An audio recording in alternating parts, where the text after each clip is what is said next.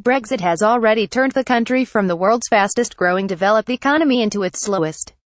Teachers' pay, which didn't get the mention that nurses' pay did. Student debt. Universal credit. No sacrifice, it seems, is too great for the altar of the high priests of Brexit. The Chancellor's proposals are the financial exercise of betrayal, and the best case anyone has yet made to exit Brexit AFPGetty It was a downgraded budget for a downgraded Britain. Chancellor Philip Hammond might have served up just about enough in the way of gimmicks and extra borrowing to keep his job, but a couple of baby rabbits pulled from a threadbare hat couldn't disguise the cancer that it is eating into the nation's finances, and crippling his ability to direct resources to where they are desperately needed. Brexit was writ large in the dramatic reductions in the Independent Office for Budgetary Responsibilities (OBR) growth forecasts for the next 5 years.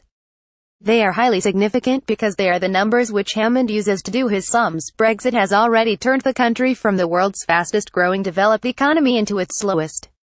That is an established and indisputable fact that no Brexiteer posturing can obscure. If the non-partisan OBR is even close to being right about the future, then it will remain there. A horse that was once winning races in classy company, with the potential to enter higher quality races down the line, has been transformed into a selling plate or flirting with the glue factory. The UK is expected to grow at a torpid 1.5% this year, then by 1.4%, 1.3% and 1.3% before picking up to 1.4% again, and that, remember, is based on a benign global outlook. If the global economy sickens even a little, Britain will be dialing 999. Budget 2017. Philip Hammond puts aside £3 billion for all Brexit outcomes. Part of the reason for OBR's pessimism is Britain's dismal productivity, and the negative impact that Brexit will have on it. Billions of pounds are being chucked at improving it. The Chancellor increased the amount allocated to Britain's productivity fund to an eye-popping £31 billion. Yet the money appears to be having little effect before the fan is even hit with the Brexit. Well, you don't need me to spell it out for you.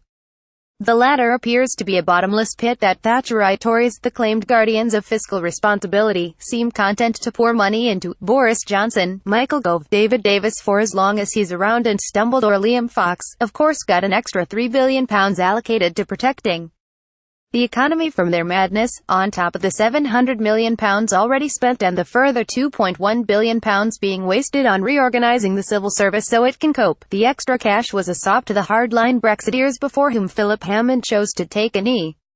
The people who want the government to set the country adrift in the Atlantic Ocean via the no-deal option. Hammond tickled their tummies still further by saying he was willing to spend even more.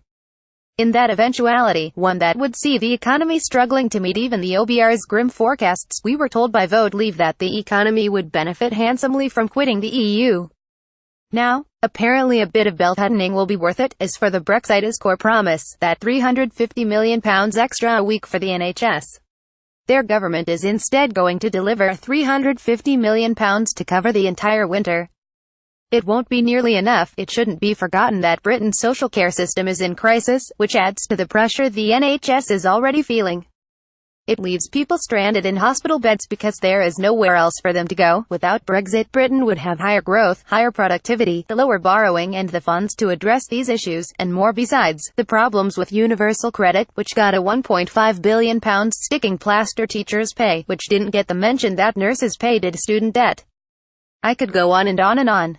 No sacrifice, it seems, is too great for the altar of the high priests of Brexit. The brutal act of self-harm they demand sees Britain taking the carving knife not just to its nose, but to its eyes, hands, fingers and toes. They are cutting at all of them despite not just the nation's face, but its limbs and its body too. This is not me talking Britain down. This is reality. A nation of potential, one that had prospects and possibilities, is being betrayed. The Chancellor's budget is the financial exercise of that betrayal. It is the best case anyone has yet made to exit Brexit. More about Budget 2017. Philip Hammond. Brexit Autumn Budget 2017. Reuse content. We use cookies to enhance your visit to our site and to bring you advertisements that might interest you. Read our privacy and cookie policies to find out more.